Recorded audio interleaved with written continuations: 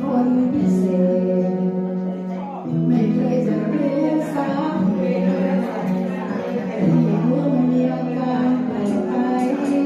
พอคิดถึงเสียงเธอพอคิดถึงสายตาคิดถึงช่วงเวลาที่เราใกล้กันเหมือนกลางสายลม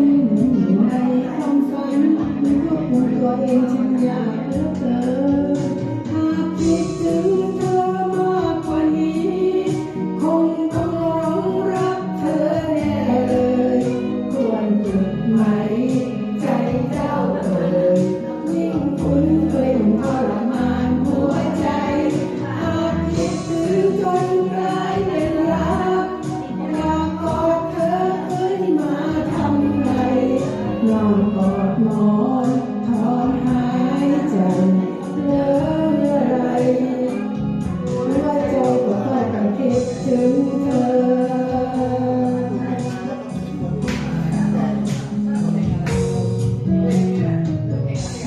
ยังจะคิดอย่างไรยังไม่รู้อะไรยังไงบ้างเลยเป็นเพื่อนสนิทคุ้นเคยเพื่อจะคิดว่าเราเป็นแฟนดีไหมเขาคิดถึงเธอเขาคิดถึงสายตาคิดถึงช่วงเวลาที่เราใกล้กัน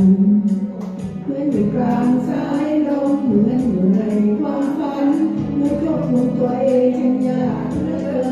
นหากคิดถึงเธอมากกว่านี้คงต้องหลงรักเธอแน่เลยควรหยุดไหมใจเจ้าเอ่ยยิ่งคุ้นเคยยิ่งทรมานหัวใจหากคิดถึงจนกลายเป็นรักอยากกอดเธอขึ้นมาทำไงนอนกอดหมอนถอนหายใจเพ้ออะไรหัวใจก็เฝ้าแต่คิดถึงเธอ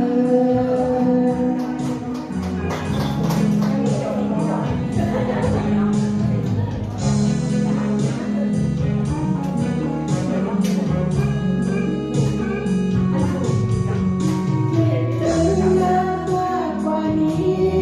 คงต้องหลงรักเธอแน่เลยควรหยุดไหมใจเจ้าเอ่ยยิ่งคุ้นเคยทรมานหัวใจหากคิดถึงจนกลายเป็นรักอยากกอดเธอขึ้นมาทำไงนอนกอดหมอนถอนหายใจเกินอะไรหัวใจก็พอแต่คิดถึง